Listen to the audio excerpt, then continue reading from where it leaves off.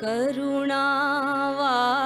है मीरांबिके, करुणावारी है मीरांबिके, करुणावारी है मीरांबिके। अनवरत झरती है झर झर, अनवरत झरती झर झर झर, तू हमसे कहती हृदय में अपने, मेरी प्रेम सुधारस भर भर भर, मेरी प्रेम सुधारस भर भर भर। करुणावारी है मीरांबिके, करुणावारी है मीरांबिके। मम हृदय पात्र अति लघु, माँ इसे विशाल बना। मम हृदय पात्र अति लघु, माँ इसे विशाल बना। तू अमृत सुधा देने को खड़ी, तू अमृत सुधा देने को खड़ी। हम अज्ञान वश करते मना, हम तेरी संतान ज्ञानी। माँ हमें तू मार्ग दिखा, हम तेरी संतान ज्ञानी। माँ हमें तू मार्ग दिखा, कैसे ग्रहण करे यहाँ प्रेम सुधा। पात्र यंत्र का पाठ सिखा, कैसे ग्रहण करे यहाँ प्रेम सुधा। पात्र यंत्र का पाठ सिखा, पात्र यंत्र का पाठ सिखा। माँ हमें वह पाठ सिखा। करुणावारी है मीरांबिके, करुणावारी है मीरांबिके। अनवरत झरती झर झर झर, तू हमसे कहती हृदय में अपने, मेरी प्रेम सुधारस भर भर भर, मेरी प्रेम सुधारस भर भर भर। करुणावारी है मीरांबिके, करुणावारी है मीरांबिके, करुणावारी है मीरांबिके माँ।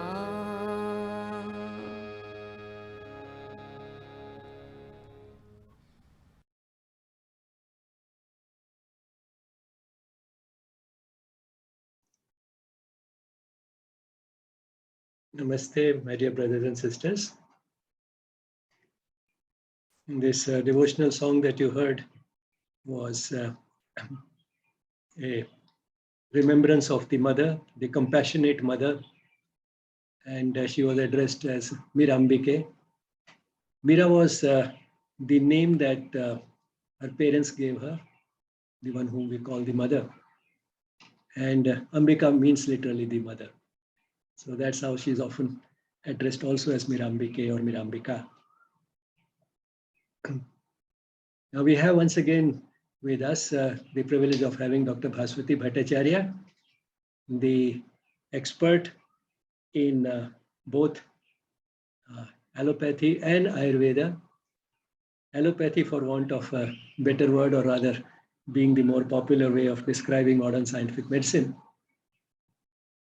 She has straddled both the worlds and has achieved a synthesis of both in her mind, and therefore it's a rare privilege to have her here so many times And we do hope that we'll have her again and again.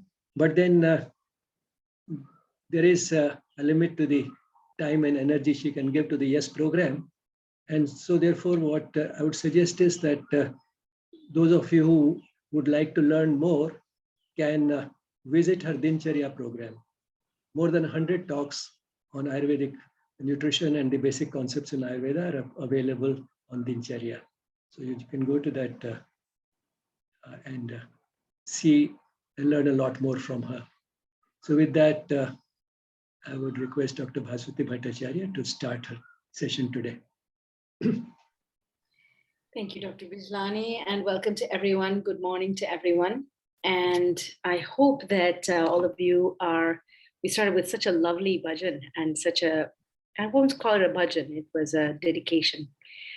To keep that in your heart, because the healing that happens when we are at peace in our own minds, which we say here in Western medicine and here in Ayurveda, or both in Ayurveda. The Shanti that you have in your mind will allow you not only to not be in conflict and have a lot of stress, but also to sit quietly as you take in food, as you take in anything that will nourish you.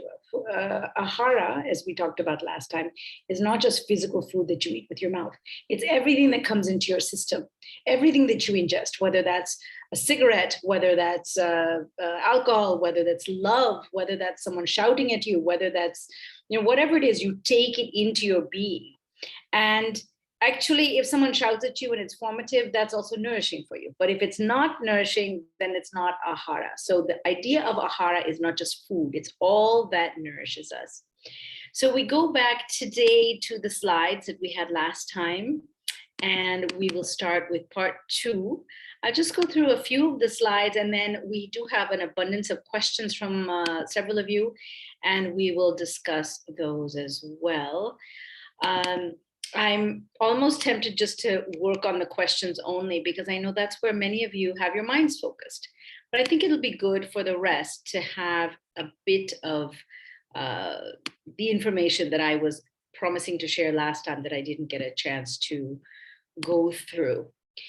So Āhāra, as I mentioned, is the science of, it's actually the science of how we nourish ourselves. And there are many factors to that. So as I start, I give obeisance to my teachers, my gurus, and appreciate them for everything that I'm sharing with you today, because it is only with the teacher that helps you that you can actually learn. So whoever you had as your teacher in your life, usually it's the mother, your mother, sometimes your father, your aunt, your grandparents. But each of these people has formed knowledge inside of you, and so we thank them. So this is the same overview page that I gave last time.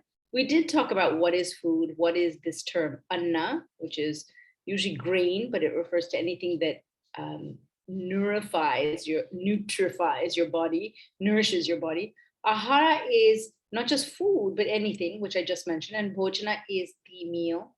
Swarupa is the nature or qualities in something. So swa means of the self, and rupa are the qualities. So Anna Swarupa, the title of last week's talk, is about the nourishments in each food that are available if our body is able to digest them and take them in. We talked a little bit about evidence, and we talked about what's not food. And I started with some of the myths, but we're going to talk about some of the really important aspects of Ayurvedic nutrition that some of you may have learned, but if you studied dietetics or nutrition, you didn't learn any of this. Some of the naturopathic colleges now do have some information about Ayurveda, but usually they are not presenting it in an Ayurvedic centric way. They're producing it in a kind of translated way, which doesn't come out well. So there are 5 main parts that you have to use as pillars when you're learning foods. One is Kala Bhojanam, the where, when, why, how to eat. One is what elements of bhojan. So someone asked at the end of class last week, what should we start with and what's the order? So there's not just an order in which we should eat, which is physiologically kind of programmed, but also how much and what components should be there. Patya means that which works, that takes you on the path to health. And apatya is that which doesn't take you on the path to health. So let's say you are really hungry and dinner is going to be served at 7 and it's 5 o'clock now. So if you're super hungry and you can't control your hunger and you decide to have some Uncle Chips or Lay's or Kurkure, and then you wash it down with some Sprite, Coca-Cola, and it fills you up and you're like, okay, now I'm not hungry. Now I can do whatever I need. That lack of nourishment is also part of the accounting that's going on in your body. And it's apatya, because the elements of non-nourishment that the liver and the enzymes in your intestines now have to process actually takes away from not just the calories and the idea that we have to process unnourishing foods, but the mind gets diverted, the gut's mind. Remember, there is a real nervous system. It's called the enteric nervous system in the gut. And sometimes it's called the second brain, but it's been found that there are more nerve synapses and cells related to the nervous system in the gut than there are in the entire brain and spinal cord.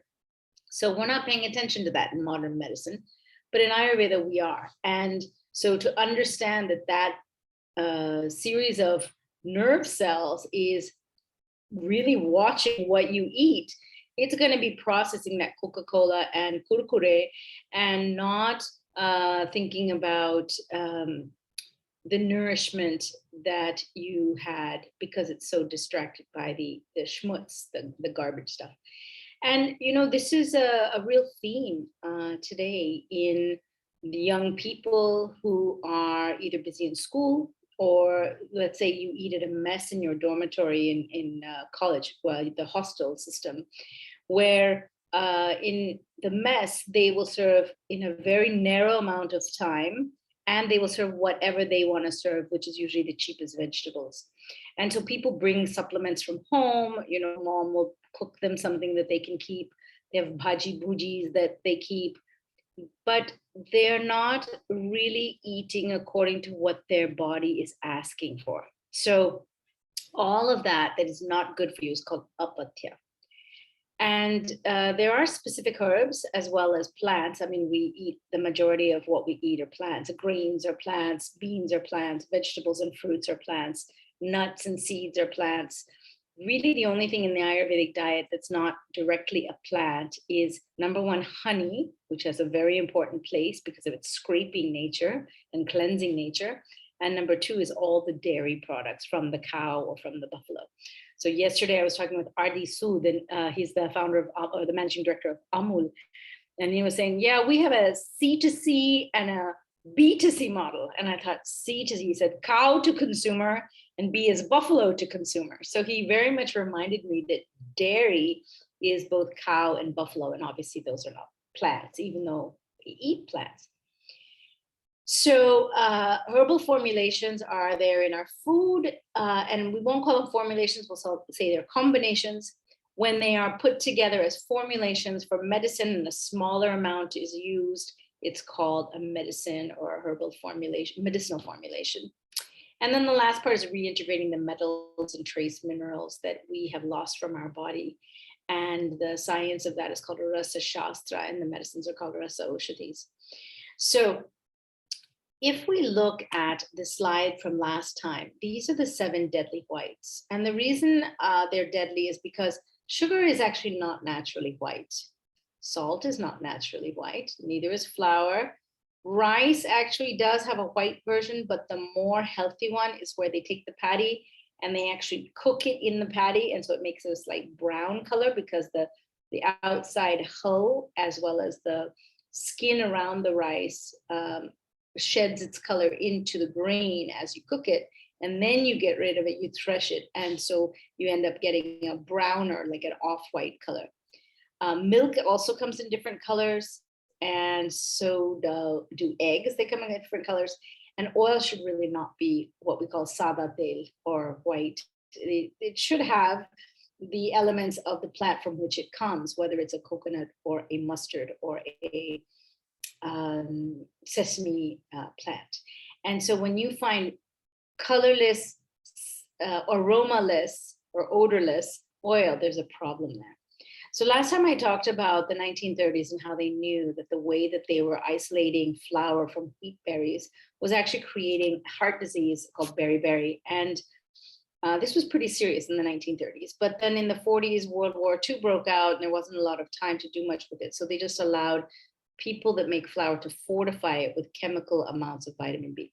In modern medicine, this is considered okay. You just got rid of something, add it back in, it's fine. But even in modern science, we know that the quaternary structure of a protein is constructed in a particular way. And if you take one component out, you can't always just stick that back in. I mean, if you take iron out of a red blood cell, you can't just eat iron and assume that iron is going to make its way back into the hemoglobin and improve your hematocrit, which is the blood test that looks at how much iron you have and how strong your red blood cells are to be able to carry oxygen. So like that, there are many foods which are being processed in a way that does not preserve the nutrient base of it. And that's a big problem. So these are a few slides that I wanted to share for all of you who wonder, how does Ayurveda set up the prescription of what to eat, or even just how to diagnose any disease? So for the doctors in the group, if you are looking at a disease and you say, oh, the person has, migraine. Okay, here's the medicine for migraine. We write the medicine, and then we say, fill 3 prescriptions. And the person takes it every day when they are about to get a migraine, and it goes on. And we set it up for 6 months. Or someone has bipolar disorder, so we start them on lithium. Okay, that's for the rest of your life. You have hypertension. Oh, it's essential hypertension. 90% of the hypertension, we don't know what the cause is, but we know it's there. It's for the rest of your life. Here are 1 or 2 medicines, and it's for the rest of your life. And here's a 6-month prescription. Diabetes, here's a glucose or sugar lowering agent. Here's a prescription, you'll need it for the rest of your life. Here's a 6-month supply. Ayurveda says, you know what? You're not the same person today as you were 2 weeks ago. And so if we look at your environment, the seasons, the various factors that are changing, undulating cycles that are changing through your body every day, if we're going to treat what's going on with your body today according to the qualities or imbalances today, we can't use the same medicine for the next 6 months. We need to reevaluate you. Best is every 2 days, but certainly every week or every 2 weeks. That is very different from what modern medicine teaches us. So in Ayurveda, we have this concept called upashaya, which is try something, see how the body responds to it. If the body goes in this direction, then you need to give a medicine specific to this place that you're at. And if the body goes in this direction, then you need a medicine specific for this, or in this direction for this. So these are 3 different medicines for the same person that went in different directions according to what? According to these 10 factors. So dushya are all the imbalances. Someone with hypertension and a thyroid condition should be treated differently than someone with hypertension, meaning high blood pressure, and with migraine headaches, or with menstrual difficulties, or with any other imbalance, because each imbalance indicates something else is going on. So the foods you're going to eat are going to also depend on these different qualities. So if you happen to have hypertension, you have a lot of vata coursing in your system, usually. And oftentimes you have a lot of pitta, which means a lot of heat. And I'm going to consider that all of you have learned the basics of vata, pitta, kapha by now. So I'm not going to elaborate on that unless someone asks a specific question. But if the hypertension is settled in a lot of vata, then your food should not be vata oriented. So if you think about the adjectives that describe vata, cold, dry, light, mobile, rough, these are the main adjectives in English. There's in Sanskrit, it's ruksha, laghu, sita, chala, anila. So if you just take the English, cold, dry, light, mobile, rough, those foods include dry fruits, trail mix, popcorn, the rough type of, salads that are raw, that are cold, right? These are foods that sometimes people are eating and it's just worsening their vata. And then if they happen to have a vata type of headache or a vata type of arthritis condition, it's going to get worse.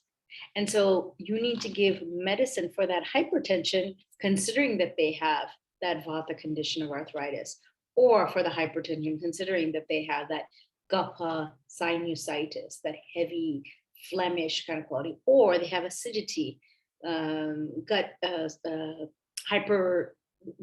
gastroesophageal reflux disease, which is called GERD in America, which is called acid peptic disease in India, and is called acid reflux in some places. It's basically all the same with slight nuances. But that person has a lot of extra unresolved pitta. And so the foods need to have elements that are going to cool that pitta and not aggravate the vata. So dushya represents all of those imbalanced doshas and the dhatus that they sit in. Desha has to do with the environment you're in. If the temperature and the humidity is very high down by the sea or in the middle of summer, which it is right now in, let's say in India, in the middle of India, and then you go up to the Himalayas and you're up in Himachal Pradesh where there's not a lot of humidity right now and it's actually quite cool, you're going to have a different prescription of foods that you need because the temperature is different. And we know this on some anecdotal level that because in the cold season, we eat more hot soups and heavier foods. And in the hotter season, we eat more cooling foods. You know, we drink water with coriander in it and with cooling elements in it, fennel and misri. Those foods are specific to the desha, the weather, and also just, I mean, we can say the culture of the desha, like you think of desha, you think of country, but here we're talking about the environment. There's also a desha of the inner environment, which is the inside of the body and what you are experiencing, both from a, we'll say it's a summation of your mental, emotional, physical, as well as tissue level things. Your bala, the third one, is your strength. So how strong are you in your gut? Mostly we're talking about. The mental strength is called sattva. How is your mind programmed to be in harmony with the environment? Do you tend to be a disruptor and very drama prone, very angry, very split second reactive? Or do you tend to be very aware of your environment and have a sense of trust within yourself that you can respond to your environment? That's going to allow you to take in food and digest it differently because you're going to have a different level of calm inside of yourself. That mental strength also allows you to get past anything untoward, so you don't get devastated by things suddenly.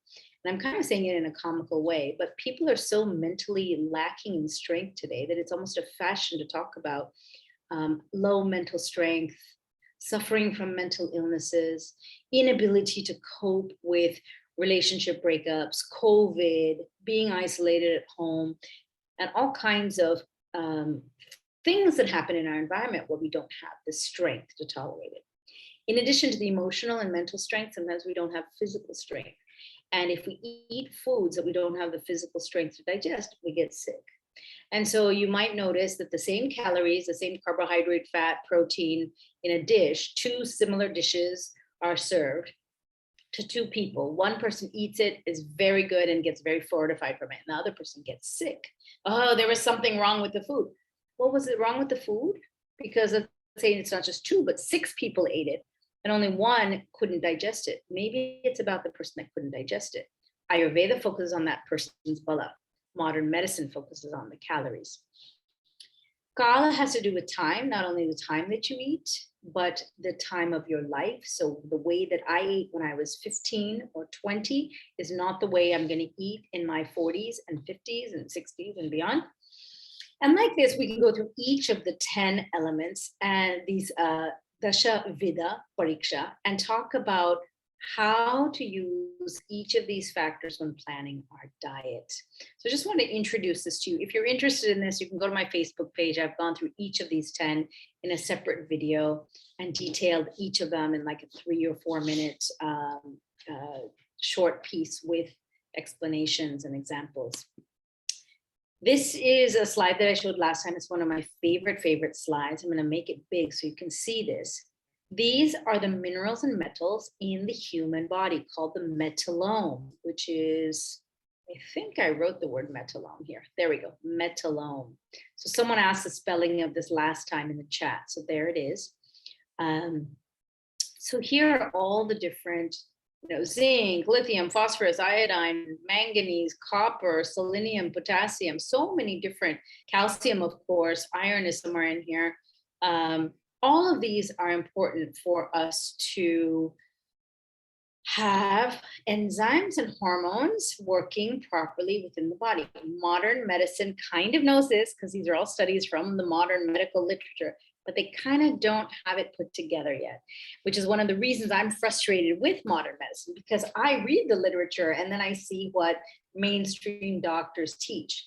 Now, if the mainstream doctors are not reading the literature and they're still teaching what they learned in 1970 when they got out of medical school, because that's the standard in India, then you're going to have a doctor telling you about stuff without having read that there's actually a lot of science, a lot of evidence, a lot of data that show that metals affect the immune system. Modern medicine hasn't figured out how to get those into the body, but Ayurveda has, and we call them bhasmas. And we have been studying, and this is actually the area of my PhD thesis, the department that I was in. And we can explain according to nanoparticles, we can explain according to these coverings of metals with fats and sugars, which are called polysaccharides. And we can show that these affect different parts of not just the immune system, but there's, I think I didn't put it in here, there's another study, elegant study, that showed that the enzymes of the lungs that help fight disease have copper and zinc and metals in them. And when you restore those metals, those enzymes come back to life. And suddenly people that have had lung problems, whether it's chronic bronchitis or it's an acute COVID respiratory state or lung cancer, we've been able to restore their lung functions. Now, that is extraordinary in modern medicine, but that is par for the course in Ayurveda. And if you can incorporate these into your diet, wonderful. So how do we do that practically? Eat more leafy, dark green vegetables. Here, they're called the Brassica family. Here, you can see many of them. And if you can get these in your local area and eat these, we have a tradition of eating the choda sag. If you guys have heard of choda sag or the choda saka, it is the green vegetables that are part of an Indian diet, slightly varying on different parts of the country and different geoclimes.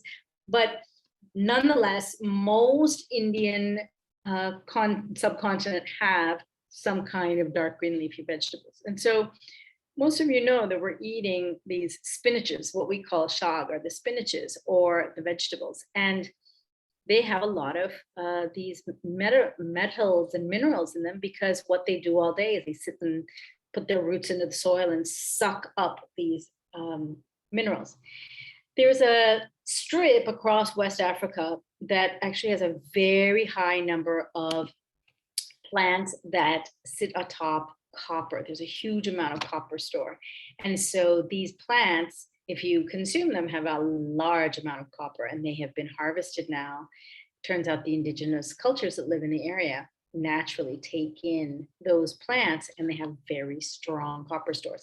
You might say, yeah, but I read that copper is dangerous. It's dangerous when you take it as a solid piece of copper and try to take it into your body, and you will get overdose of copper. But that's if your body doesn't know how to process copper that has not come up, what should we say, in bioenergetic constructs of copper, which are these plants. The plants have changed the quaternary, the kind of structure that happens in proteins that are not just the amino acids, but the way they fold up. And the body recognizes them differently if they are made in a plant versus if they're made in the laboratory. That science is known for decades, but somehow modern medicine, we don't learn about it. We just learn heavy metals. So we talked about plant-based diet. In Ayurvedic nutrition, it's not a completely plant-based diet. There is a use for meat bone soup, and certain kinds of meats if you have particular disease states. But in general, it is said that whatever you eat should be sattvic. It should be aligned with the environment. And if you are torturing animals in order to create farm, what should we say, just the meat industry, that's not sattvic. And that's the main reason why it's said in Ayurveda not to eat meat on a regular basis. In yoga, we say it because it affects our energetic field, because most of these animals are not treated well. Ideally, you should bring up the animal, you should kill the animal yourself, and then you should clean it and consume it and go through the karma of understanding what it is to create a life, sustain it, kill it, and then eat it. That is a much healthier way because it brings a certain amount of knowledge about what you're doing, rather than finding a nice clean piece of meat in a styrofoam with plastic wrap around it, looking very clean and delicious. Oh, go home and cook this, like a lot of the cook shows show us. Ayurveda says, no, focus on things that are more gentle and more in line with the environment. And that's the summary of how Ayurveda sees meat. It doesn't say don't eat it. It says try to figure out what's going to be more nourishing for you, not from a molecular point of view, but from an overall energetic point of view. So if you have questions on meat, we can talk about that in a moment. So fasting is an important part of Ayurveda. These are all, studies, because with doctors in the room, it's important that doctors have the evidence. And so there's a lot of stuff about caloric restriction and the protection of the body by having caloric restriction through either intermittent fasting or restricted. We won't call it full fasting, like no food, but just different kinds of food, or different patterns of timings of eating food. This is about stoking the fire of the gut. So if you keep your gut healthy, it cleans the phlegm of the lungs. It's out of place, but this is the website for my blog where you can read about many of the columns that I've written. Okay, here are some slides that I already showed. This is about Kala Bhojanam, the who, what, why, when, how, where, how of food. And it includes all the things that that your grandmother told you. Turn off the TV when you're eating, put your phone away, go wash your hands and sit down at the table with everyone else. Don't sit, isolated somewhere else. Eat with everyone else. Don't talk when you eat. It's better to sit with your legs folded because then the blood stays in the core of your trunk to do the digestion. Don't eat with angry people shouting in the room. Eat according to the seasons. Try to eat steady at the same time of day, but also don't eat if you're not hungry. So try to anticipate that, okay, if I usually eat breakfast at 9 and today I'm not feeling hungry and it's 8:30, then between 8:30 and 9 o'clock, do some pranayama, go for a walk, do a few yoga asanas, do something that's going to increase the fire of your belly so that you'll be hungry by 9 o'clock when you usually eat breakfast. So that regularity and that timing of your body to bring it back to a set pattern allows the body's machinery, which is like a factory working at certain cycles and times of day, to use time, kala, to process your meals, bhojanam, so that you are nutrified in a steady way, so the body can predict, hey, I have this nutrient left over to build a little bit more muscle, to rebuild and rescaffold bone, to build more strength into the bone marrow.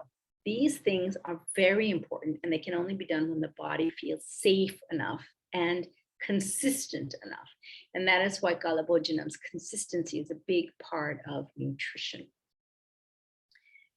I think I might have talked about this last time, that there are many parts of the brain that have now been shown to influence the stomach. So we talked about the taste receptors last time.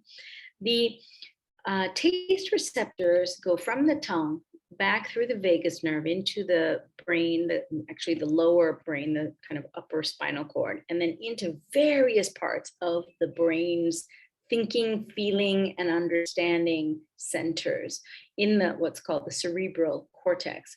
And they then send out signals to different parts of not just the stomach, but also the other parts of the gut, like to the pancreas and to the liver and to the intestines, saying, hey, these are the enzymes that you're going to need in order to digest and assimilate the food that Manju just ate.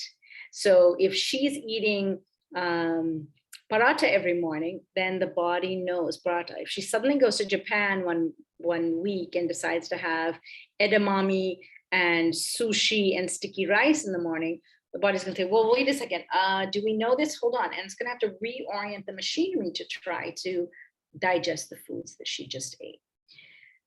So that's why we avoid combinations that we consider incompatible by the rules of Viruddha. There are 18 rules, and they have things that actually have been known to not be easy to digest, such as milk with fruit, milk with meat, milk with certain vegetables, meats with fruit, meats. So there are all these combinations, and the combinations actually make a lot of sense in many different cultures.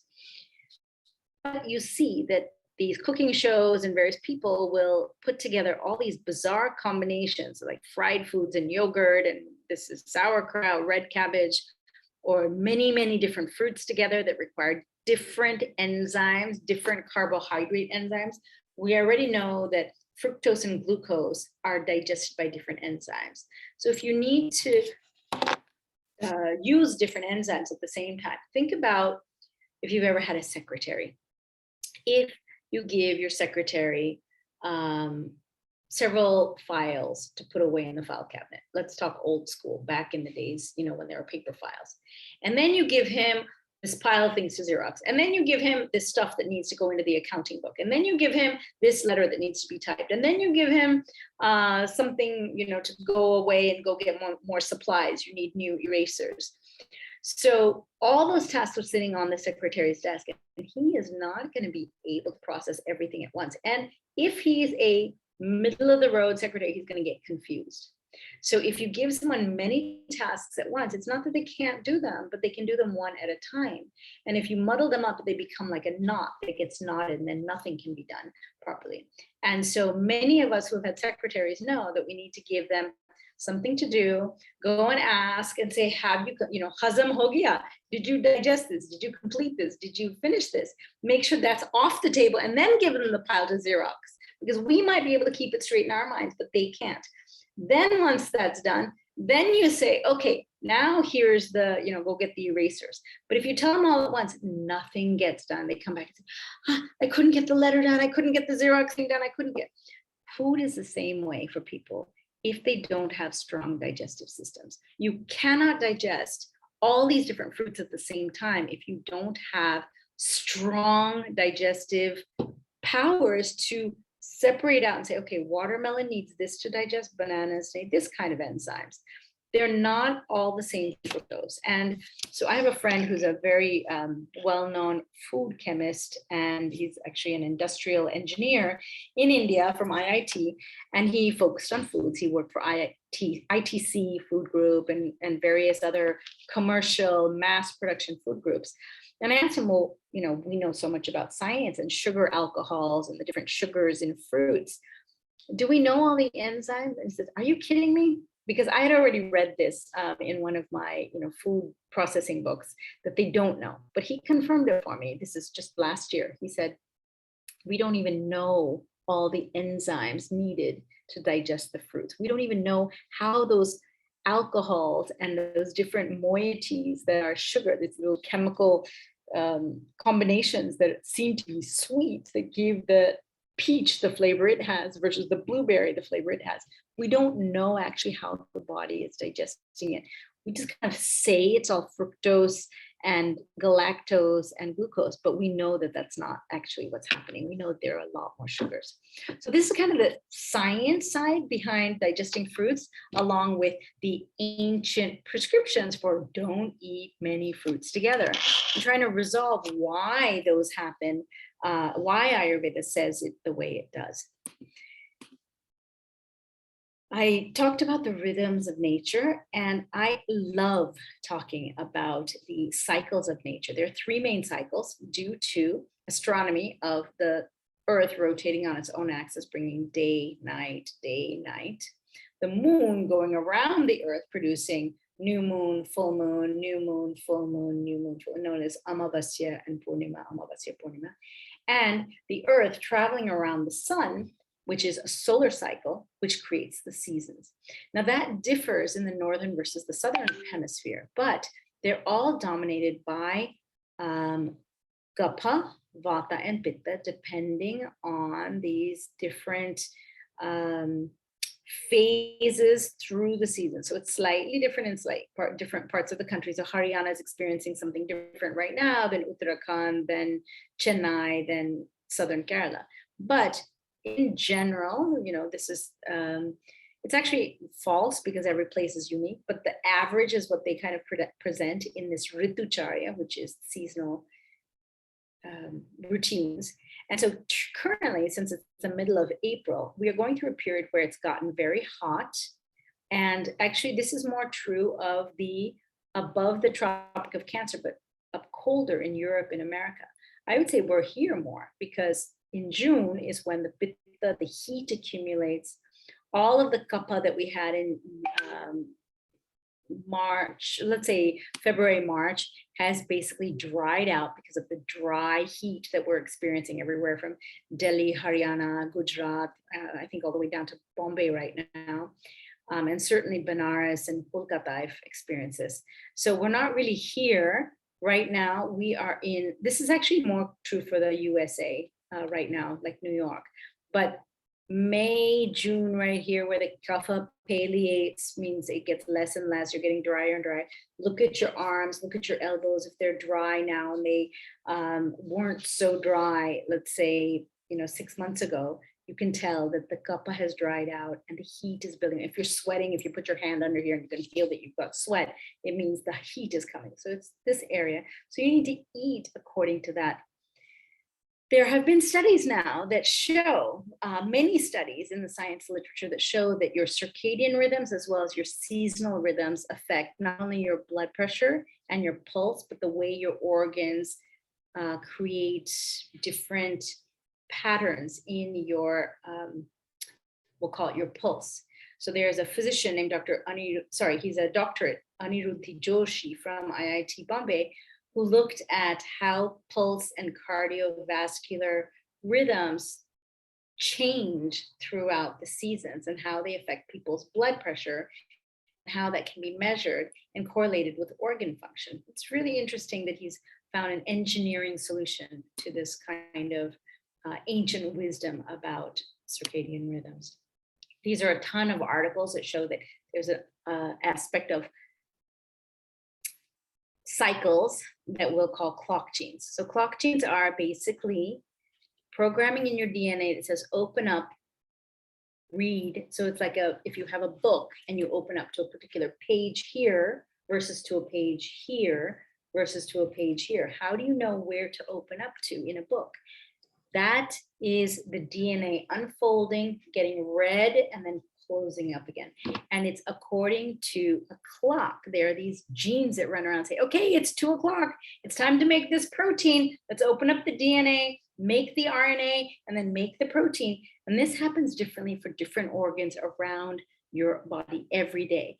If you're in line with the sun, then you're going to have a very different experience of organized manufacturing of the proteins and hormones. If you are disorganized and you sleep at different times of day and you're up late and you're not working with the sun and the moon, then you're going to have a very different gut reaction to foods, to hunger, and the way you process things. Clock genes not just affect digestion and your mood, they affect the growth of your body as well. And so when we eat, we say it's really important to find out where your clock genes are working. Now, your liver processes most between 2 and 4 p.m. if you're healthy. So you should have your biggest meal of the day before, let's say 1 p.m. or let's say 2 p.m. so that your liver that is detoxifying can do the maximum detoxification. One of the things that I discovered accidentally by writing this book on Dinacharya and the daily cycles called Everyday Ayurveda. Everyday Ayurveda just shares a bunch of stories of how you should do certain things according to Ayurveda. in order. And I present the order and I say, here's what I learned as a child, and here's some of the evidence for why it should be that way. And I had people write to me, literally thousands of people sending me emails. And of them, some of them gave me this long patient history of what they did and how they did. And then I started reading very surprising, to me, very surprising things as an allopath. They said, just by doing Dinacharya, my thyroid problem went away. I'm no longer taking thyroid hormone. I changed my routine. I got on track, and my prediabetes has completely gone away. My sugar problem's gone. I thought, well, how is that possible? What else were they doing?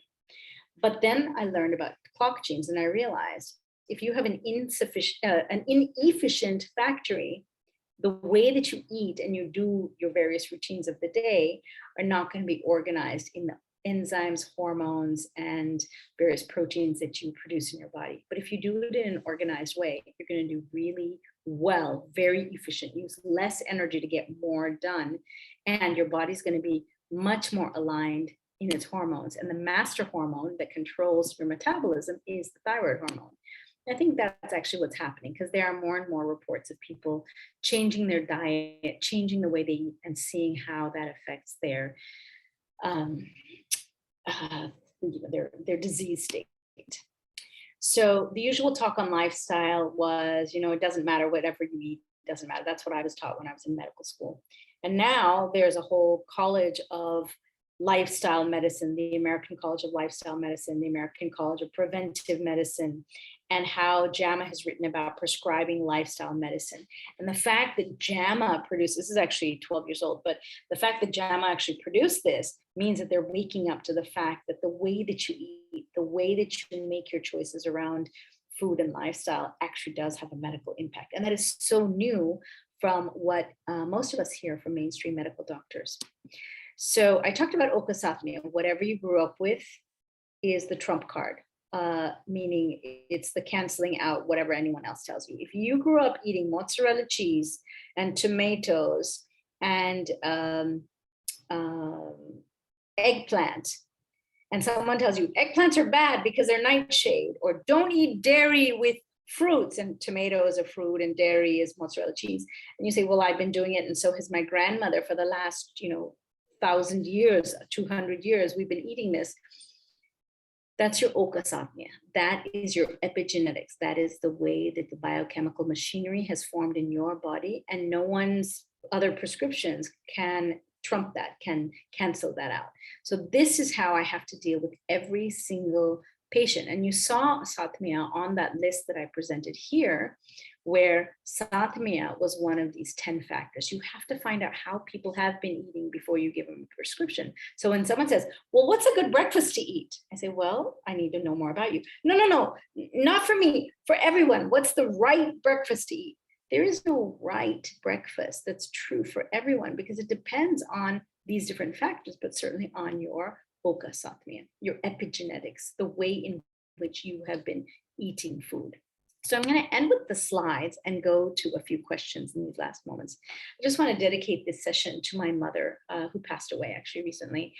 And she taught me the ancient wisdom of eating, of preparing food, of taking meals seriously, and of thanking and worshiping the food for giving us nutrition, but also of thanking the people that cook for us. Because if you cook for yourself, you know how much effort it takes, especially in a hot kitchen in this weather.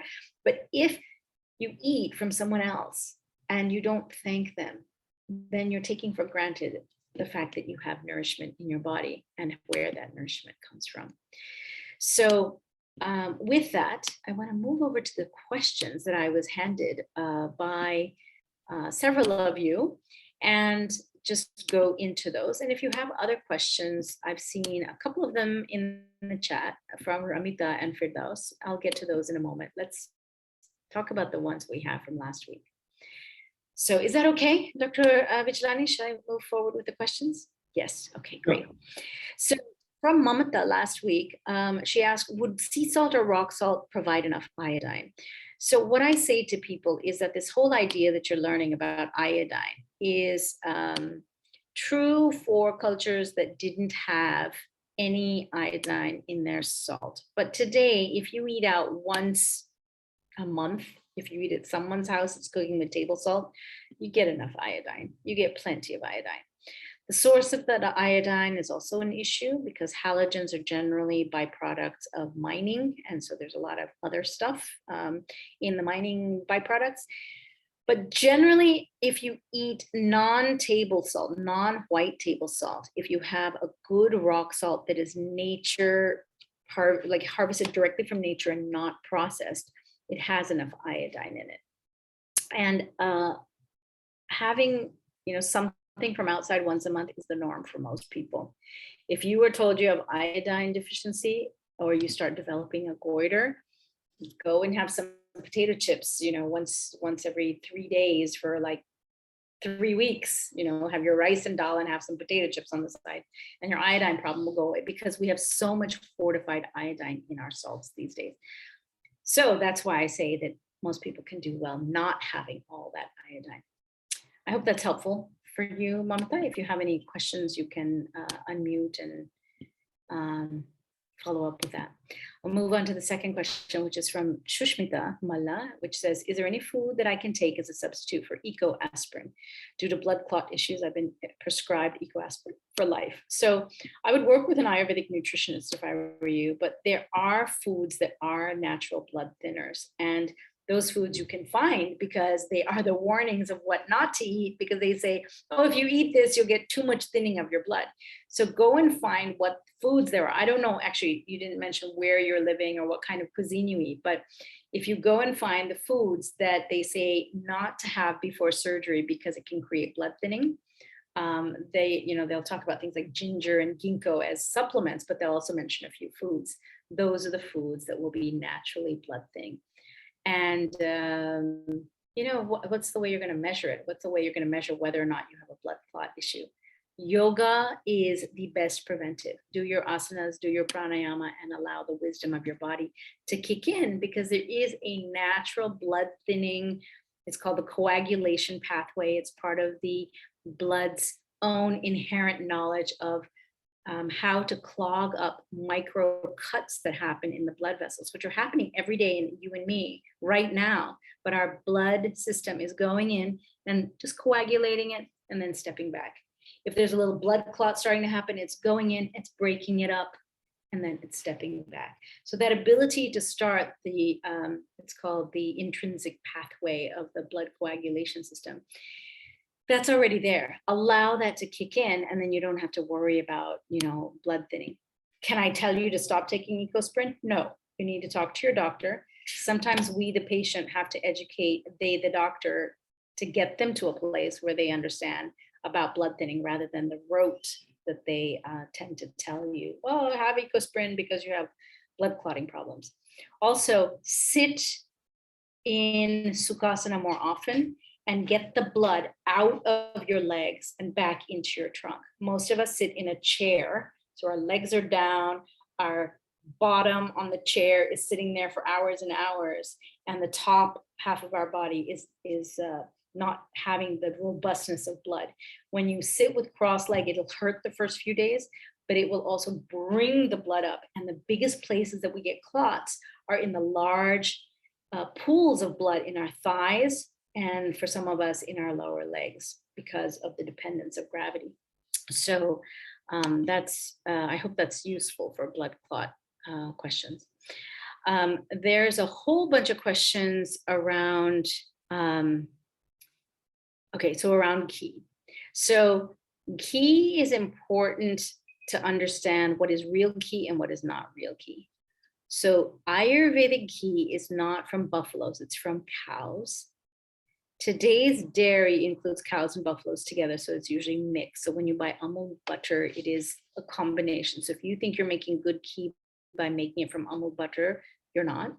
You need to have ghee cow. Ghee is the cows with the humps on the back. Ghee cow ghee, and it's important to get a good source of it. If you cannot make it at home, buy it. Spend a little extra money instead of spending it on pharmaceuticals. Spend it on cultured cow ghee, which means the milk has been made into yogurt and then made into butter, which has been churned out of the yogurt. And then that butter that rises has been cooked and made into ghee. So it says, if you cannot get the ghee, is it better to take any milk that one gets or give up milk altogether? So I drink a lot less milk in the US because it's cow poison. It's in a plastic bottle, and I don't even know what the source of the cows is, but I can't imagine that they're very happy. In India, I have a beautiful cow herder whose eyes look like the eyes of a young baby cow. Beautiful, soft eyes, and he milks the cow at 6 in the morning. And he doesn't get that much milk from his 4 cows, but he brings them around to a few families, and I'm one of them. And so I get fresh milk, raw, from the cow in the morning. I put it to slow boil. So when the small bubbles come up during a simmer, that milk is now clean to drink, and I don't worry about botulinum toxin and tuberculosis and all that other stuff that modern medicine says, because when you slow boil milk, it's not raw anymore. It's just not pasteurized. So what pasteurization does is it makes the cow milk dangerous, because the bacteria that are in the milk get raised to a very high temperature and then lowered to a very low temperature. And that change of sudden temperature breaks up the proteins and kills bacteria. Great. It's great to kill the bacteria because now the milk is clean. However, what did you do with the carcasses of those bacteria? You killed them, but what did you do with the carcasses? Modern medicine never talks about that. Those carcasses of bacteria, those exploded body parts because of the way you killed during pasteurization, they're floating around in the milk. And your body drinks that milk, takes in those parts and says, it's bacteria. It's dead bacteria parts. We don't nanofilter them out. So you end up getting bacteria with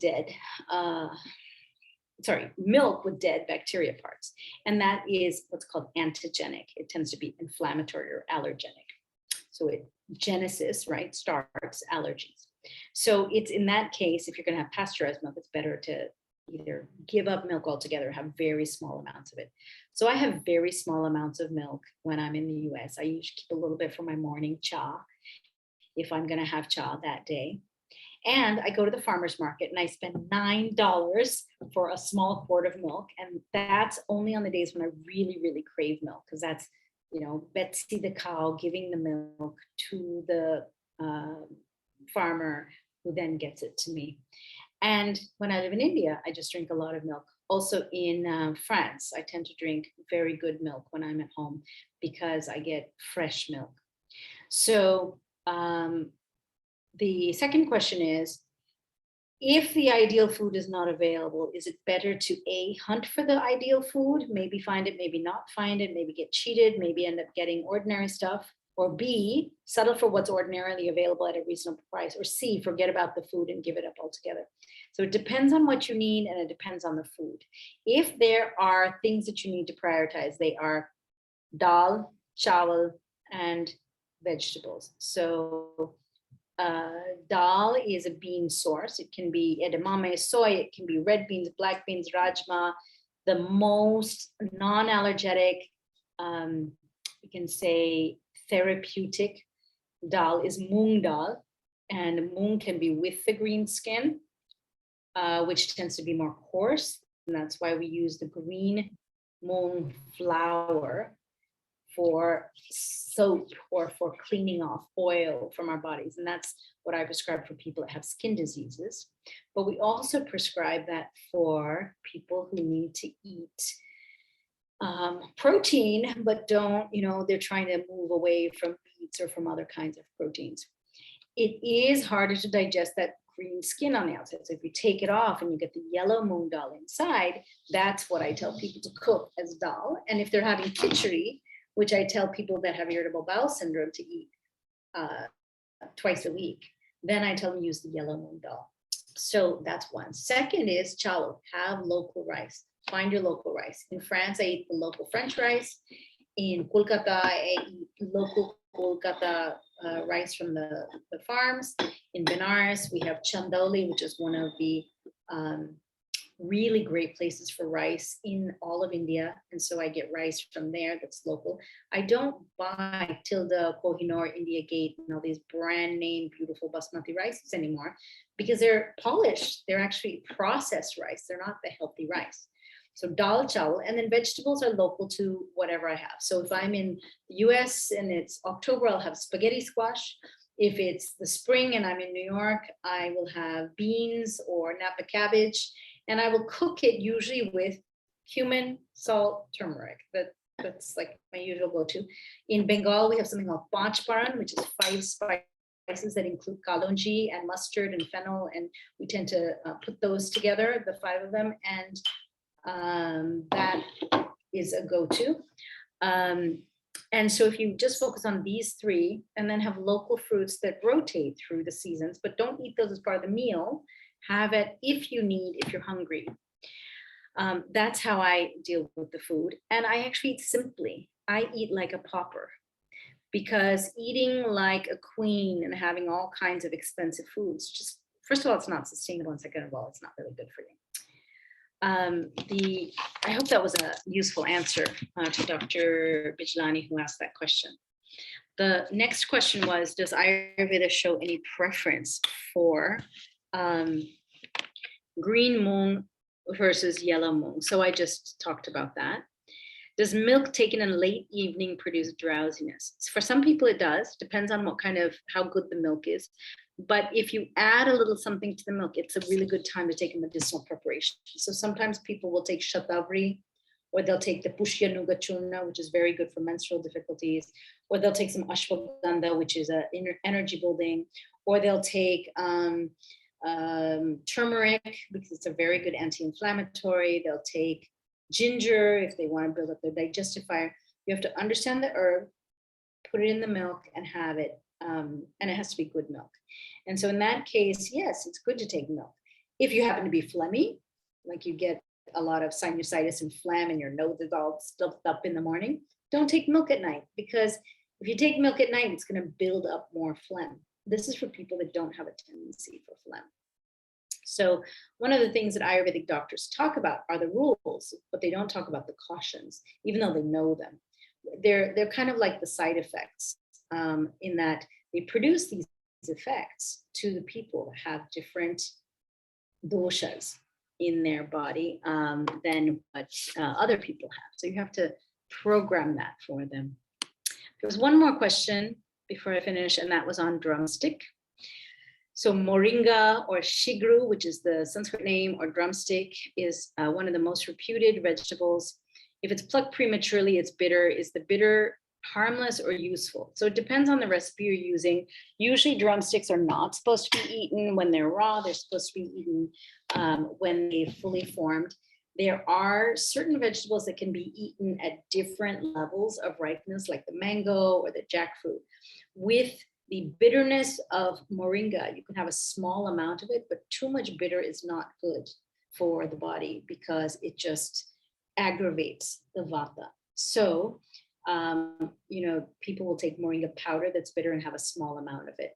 But if you're going to have it drumstick itself in sambar, it should not be bitter. It should be ripe when you take it. Today, because of the way that food manufacturing is, many fruits and vegetables are plucked unripe, and then they're allowed to artificially ripen as they move from the place that they were picked to the market where they're going to be sold. And so it's anywhere from 3 days to 3 weeks. And, bananas and oranges and various tomatoes are ripened along the way. That's not actually medicinal. And it does affect the way our body takes in that food. So then if you throw up your arms and say, oh my God, Dr. Bhaswati is telling us all these things. These aren't practical to the way I eat. I can't go to my Spencer's Market and get foods the way that I'm used to getting them. If I eat the way she's saying, how am I going to deal with this? Move away from your profession, move to a farm, take your loved one and start doing farming.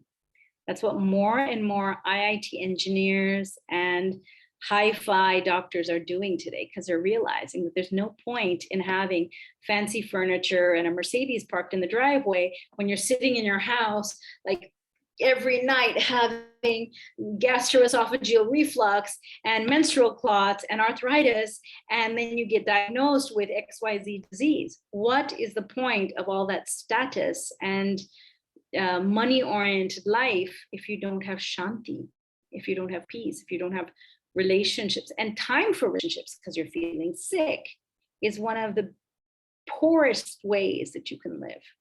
And so that's how I'm teaching people about food. Go to some places where you can get fresh food. Orient your living around that like people used to do 200 years ago.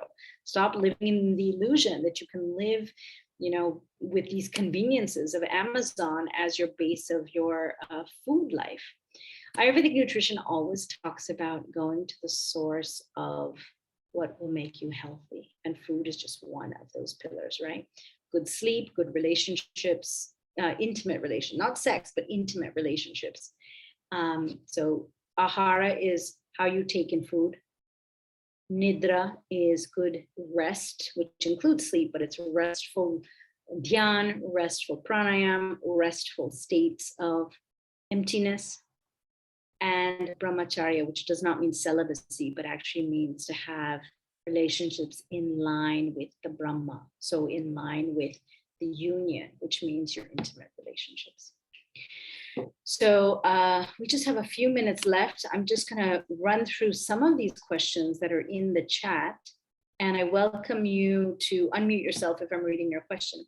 So Ramita says, what kind of diet is recommended for a person with thalassemia? It depends what kind of thalassemia. It depends how long the person has had it. I have thalassemia and I use loha bhasma, which is iron bhasma, which has to be prescribed by an Ayurvedic Vaidya.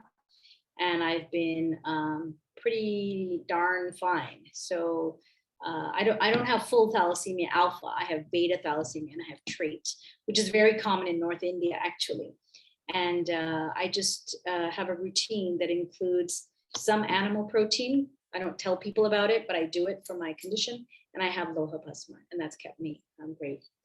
Firdaus says, next to Ramita's question, how do we best increase iron? The best way is actually to exercise, to go for daily walks, morning walks and evening walks, because that small, slow increase, instead of a treadmill, go out in nature. So you take in actual plant produced oxygen and then supplement that with the foods that have trace minerals in them, because the absorption of iron has to do with a lot of trace minerals. I hope that was helpful. So I'm not going to share my phone number. I have some private messages for people wanting to speak with me. I am not going to do personal diagnoses over the phone. If you want to arrange a consultation with me, go to my website, drbhaswati.com, drbhaswati.com, and go under consultations and write to me, and then we'll figure out a way to get something scheduled. Next question is about increasing protein. Let's see. Is the consumption of plant-based protein available in the market? Okay. I don't know, Taruna, what you mean by plant-based proteins. Do you mean beans? Do you mean like extracts? I don't know what you mean by plant-based proteins. I mean to say the powders which are available. So it depends what the powders are, right? If you have moringa powder, that's great. If you have like some whey protein, I don't know how that's been processed. Most things are processed and there's no transparency about how they're processed. That's the big problem. So you have to be specific about the proteins. And anyway, if you're going to have plant-based proteins, just have the plants, just have beans, more sabji with beans and with dense protein base, like moringa is one of the best, right? Shigru, put more drumsticks in your sambar. Or make, if you're not from South India, make shukto and put drumstick in there, right? Is that helpful? Thank you, ma'am. Okay. Veena asks, what are your views on drinking water kept in a copper pot overnight? Yes, do it. I do it. It's one of the best ways. It's one of the best antimicrobials. Just have to keep the copper pot clean. Make sure there's no green for sure.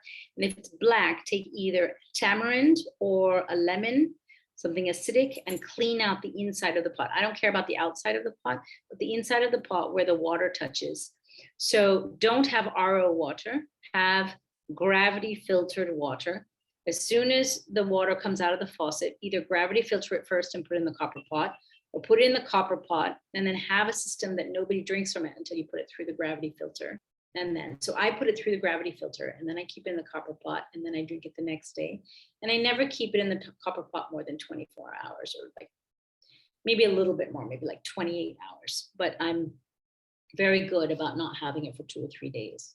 But copper pots have been used since, I think, that more than the 10th century, but we definitely have the Rajasthani evidence, the archaeologic, buildings that had copper pots, cisterns from the 11th and 10th century, and they were great antimicrobial tools. Modern medicine tells us that copper is dangerous, dangerous, dangerous. And so I find modern medicine to be so infantile about metals that it's really hard for me to approach a lot of what they say. I can rebut it if you tell me something they say. I can give you evidence for why they're wrong, but I can't explain to you why modern medicine can't seem to evolve past their fear of metals. I mean, all of us who are Indian in this room, our grandparents handed down to us certain knowledge. And if we went to medical school, we were systematically taught that what we learned at home was wrong and bad and stupid and primitive. And I lived 2 lives. One life was the one with what I learned at home, which seemed to be true because all of my family followed it and nobody died. And then there was the truth in school that if you memorize and you get high marks, you get all the rewards of society. But a lot of this didn't even make sense. We just were taught to not look at the things that don't make sense and accept everything else. And so I lived with 2 realities. How many of you live with 2 realities? Yeah, whether it's foods, so you're told not to eat this at school, but then you're absolutely going to eat this at home, or whether it's, some medicine, or whether it's the copper pot. So we've had to deal with this. And I think we're finally coming to a place where we're starting to say, no, I'm not going to say that yoga is bad. I had to hide from doing yoga for 4 years in college because people like, what is that? Are you going to get into a pretzel? This is what those yogis do in India. Aren't you like a smart scientific person? Why are you doing all that yoga stuff? And people would make fun of me if I would sit in Padmasana. So I would hide. I would not do it with people. I would lock the door when I would do my prayers. And so we're finally coming to a place where, when they talk about secularism and us being able to do what we want, I want the right to practice my yoga and Ayurveda without having, data Nazis coming after us when even their data show that there are issues in what they recommend.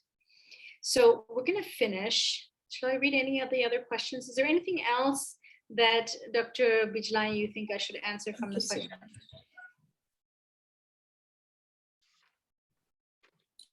Oh, there's so many good questions here. Okay, I will answer a couple more. Could you advise foods I should avoid and what kind of asanas and pranayams for Vata-related issues of hyperacidity? Yeah, I could. I think you should arrange a consultation because there's a lot of things to say. People that have anxiety are not connected between their mind and their gut. There are ways to get reconnected. So that's one thing you need to do. Yoga is one of them, but morning, lying in bed and being mindful of your gut is another. And you just need to learn the algorithm of how to do that. Vata-related issues of hyperacidity have to do with the fact that your diet is all messed up. You need to go into these one by one and figure out when you're eating, how you're eating, with whom you're eating, what you're preparing. Are you having like old rice? Old rice is a terrible way to live. Some people put the rice in the rice cooker, cook it on Sunday, and then parse it out into 7 portions and put it in the freezer. That is not rice anymore. That's not even nutritious anymore. It's food grade in the sense that you can eat it without getting poisoned, but you actually are getting slow poisoned. It's not medicinal food anymore, and it's not what the Shastras recommend. So that's one. Another is, are you eating late at night? That causes hyperacidity. Are you drinking too much water? That will cause hyperacidity. There are a lot of things that will create the environment of hyperacidity because your body is saying, I don't know how much acid to put out and when. I'm not able to regulate it because you're not giving me any data that are consistent. So I'm just, I'm confused. So I'm just going to pour out acid whenever I want. And so understanding why you're creating hyperacidity in your body is half the problem. Once you figure that out, Navneet, you will start changing that. In the immediate moment, I will say to you that you should have misri, which is rock sugar, with fennel. Chew a teaspoon of that before you eat, and chew another teaspoon of that about 15 minutes after you eat. And that should take away a lot of your hyperacidity. And then there are a whole bunch of other medicines and things you can do to make sure that your hyperacidity is not due to some kind of poison you're having. Because as I said, you have to figure out why the acidity is building up. The next question is, how is curd to be taken? So curd is called yogurt in America, and it is to be taken medicinally or as food. If it's as food, I need to know where you're from. If you're a Punjabi, you can have bowls and bowls of curd because you've grown up with it. Yes, I have grown up in Delhi. Okay, so in Delhi, are you a farmer in Delhi? Sorry? Are you a farmer? No, I'm not. So yogurt is very clogging to your channels. And the only people that should be having a lot of yogurt are the Punjabis who are in the cold season that have very good digestive fire and work all day and are able to digest it. If you can't digest it, you shouldn't be having a lot of curd. You should have 2 tablespoons right after lunch, maybe 20 minutes after lunch, and that's it. And so people that take it with meals, if you're used to doing it because you grew up with it, I can't say that's your Ogasatmia. But if you are finding that you have phlegm, if you're finding that you have a big piece of fat around the middle, like a donut around the middle, which means you're not digesting it, you shouldn't be having it. Also, you should make your own yogurt at home. For those of you who are buying it constantly, you are actually not helping yourself. You're not having medicinal yogurt at all because the bacteria are a different substrain every time. So your yogurt should be used to make more yogurt, to make more yogurt, to make more yogurt. And that way they're the daughter cells of the same line of yogurt bacteria. And then that is more healthy for you. So you should never take curd with salt. Go ahead. Yeah, so this is the point. We were having curd the normal way. It has been fine. And we've been using salt with cucumber with it. Salt with cucumber. But recently I read that salt can be poisonous if taken with curd. That's right, it can. So it depends on who made the curd. And At it depends on what kind of salt you used. Senda salt. And we make it at home. Saindav salt. Senda, that is rock salt. So rock salt is not Saindav salt. They're totally different. They are mislabeled. Saindav means from the Sindh. So if you got the salt from the Sindh, that's Saindav salt. If you got rock salt from some rock in the Himalayas or somewhere else, that has a very different property than Saindav salt.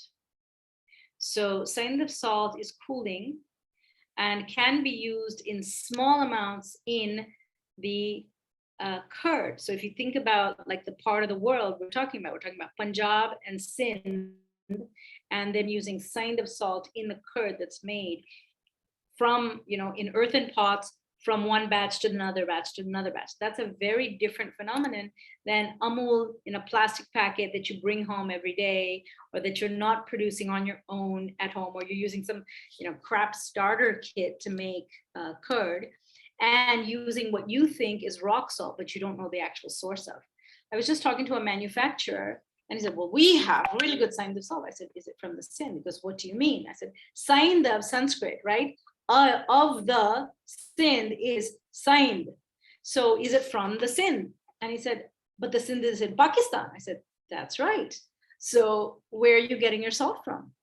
And he said, but I thought all rock salt is the same. I thought Vida salt or beet noon or black salt or pink salt is all the same. No, they are not all the same. And people are naming everything any which way, like they're naming kalonji as black cumin. They're totally different things. So in the same way, you have to find out where the salt is from.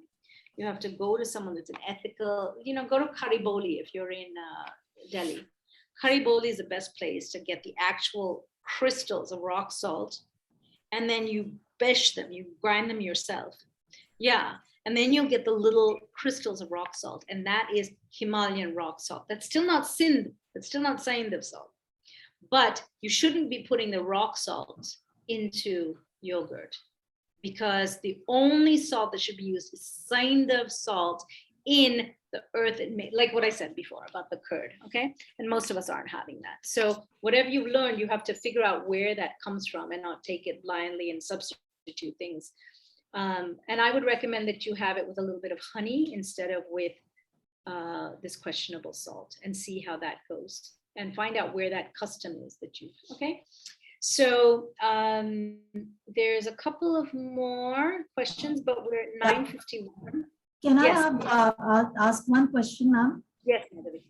I would request you to elaborate on the uses of honey, shakkar, khan, gur, and mishri. Is it according to different seasons? Because generally it's said that jaggery is warming, so it should be used in winters.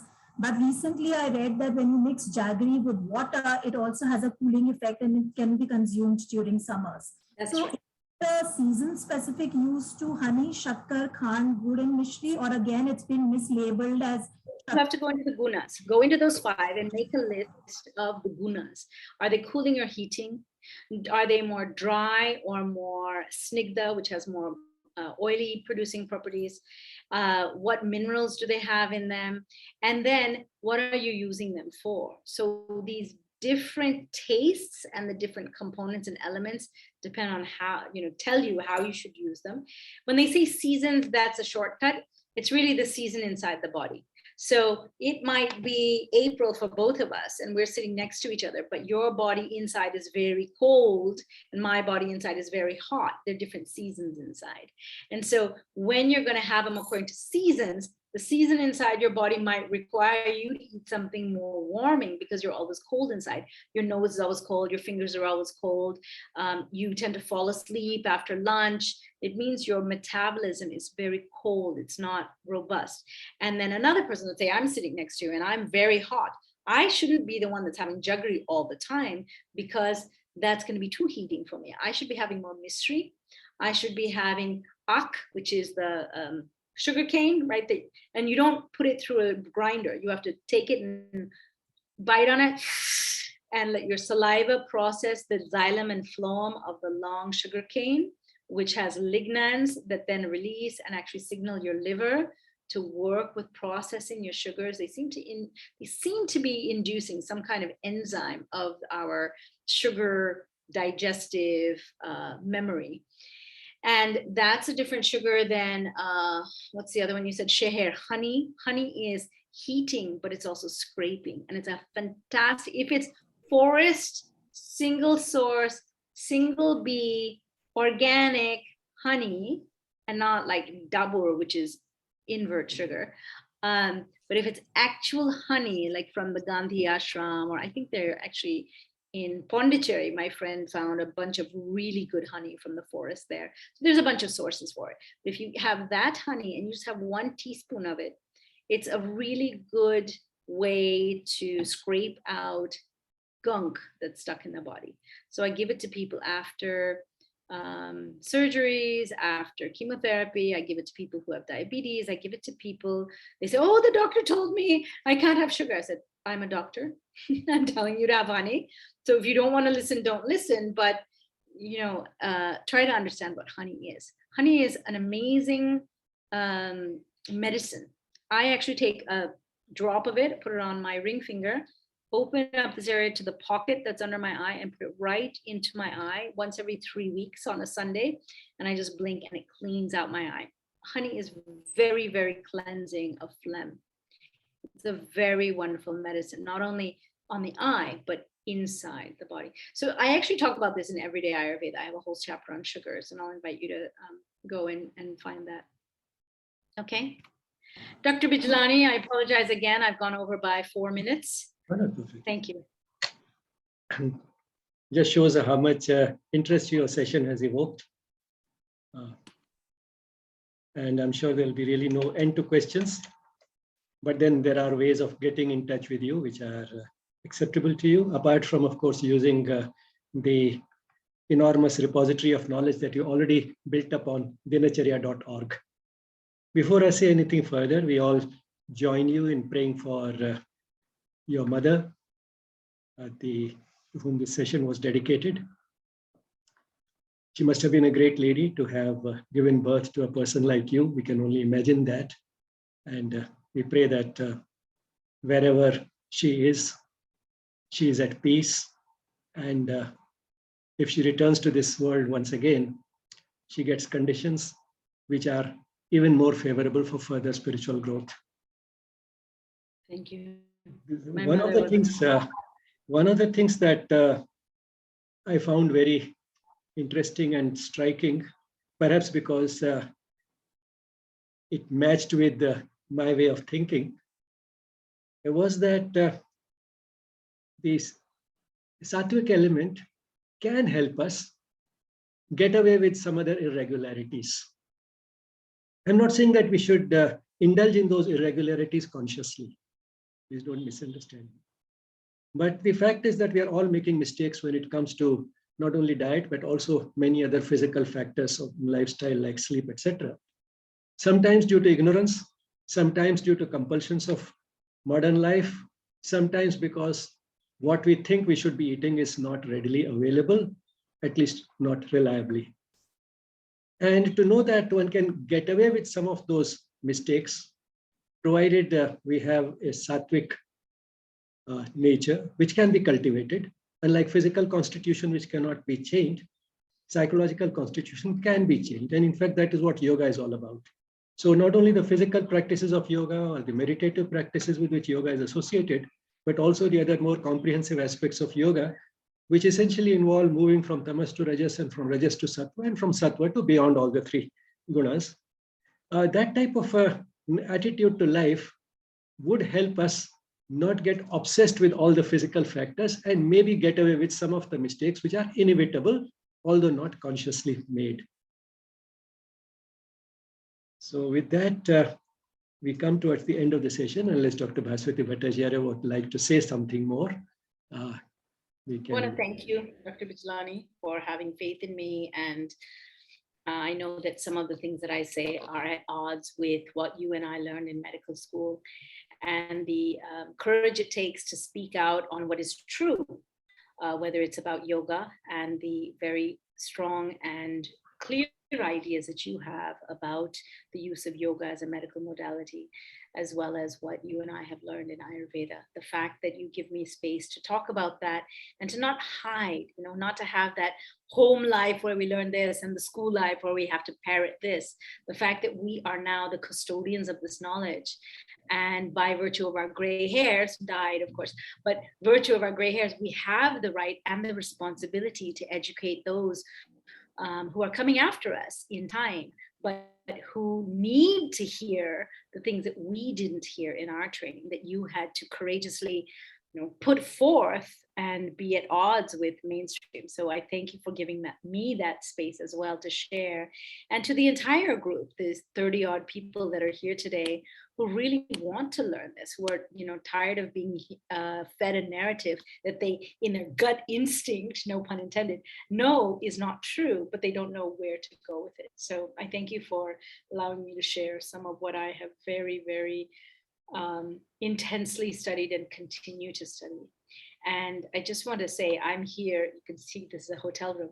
I'm here in Ahmedabad, where we're having the Global Ayush Innovation Summit. And PM Modi yesterday unfolded a whole bunch of things that are coming down the pipeline that are really going to change the way in which we are allowed to propagate Ayush systems, including yoga, Ayurveda, Unani, Siddha, homeopathy, Swaripa, naturopathy.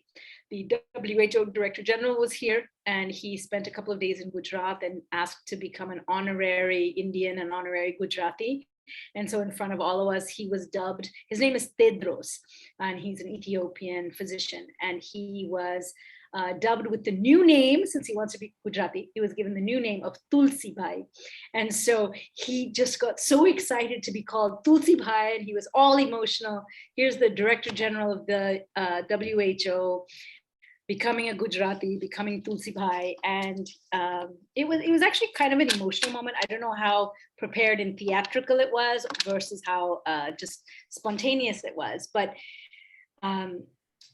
after that unfolded, they talked about the Global Center of Traditional Medicine that the WHO is placing in India, because India is the pharmacy of the world, not only for vaccines and for pharmaceutical pharmacy, but also for all the traditional medicines and traditional ways in which we provide pharmacy through food, as well as through herbal formulations and bhasmas and panchakarma and various modalities. And they also announced several databases that are going to be public, because there were many of us that were very vocal about the fact that tax dollars are spent to put together things like the traditional knowledge library, traditional TKD, traditional knowledge digital library, and we don't have access to it.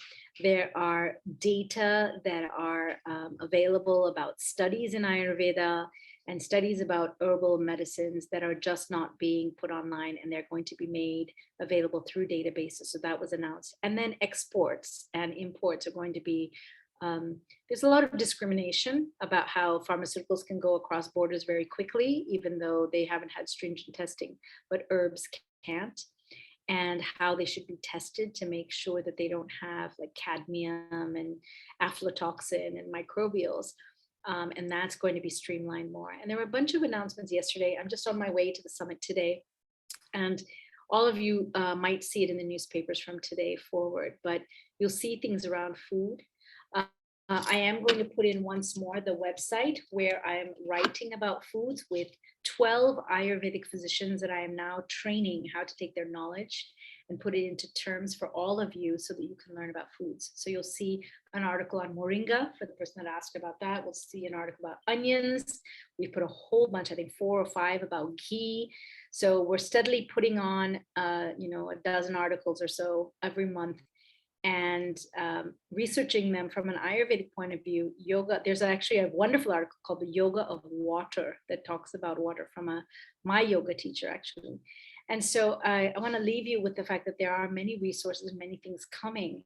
And one of the biggest goals that those of us who are here at the summit that we're talking about is that we're tired of living double lives, where we have to say it in this way, for our engineering or doctoring or medical, whatever kind of profession. And then this is what we actually do at home. We want there to be the sharing of this knowledge with the patients and the people, like all of you who have asked questions. We want that to be more transparent and open. So thank you for giving me these extra moments to talk about this summit that I'm at. You guys will all learn more about it, but I'm happy to either do like an interview or something with you, Dr. Bijlani, where we can talk about more of what's happened in these 3 days, because there is a lot. I mean, I've been pushing for this stuff for 25 years, and there's a lot that's just about to unfold. And, we're happy to be on the front lines, pushing for this, pushing to get patients real healing. So I'm happy to share this with you. Thank you. Thank you, Bhaswati ji. I'm so glad that I gave you these extra minutes, because you ended up sharing so much of further things of great value. And I'm very happy that a scholar like you and an intellectually honest person like you found a place in that high-level summit, because after all, the reach of the government exceeds that of individuals and organizations like this ashram. So with that wide reach and resources that the government has, if it has available for formulating their policies people like you, I'm sure we can look forward to great developments in Ayurveda in the very near future. Thank you once again, and I'll be very happy to have an interview with you at any time that suits you, and that could become a part of this course or even otherwise on any of our Friday sessions, or we could have a special session for you according to your convenience. Thank you. Thank you, Dr. Bhaswati. And thank you to all the students. Namaste.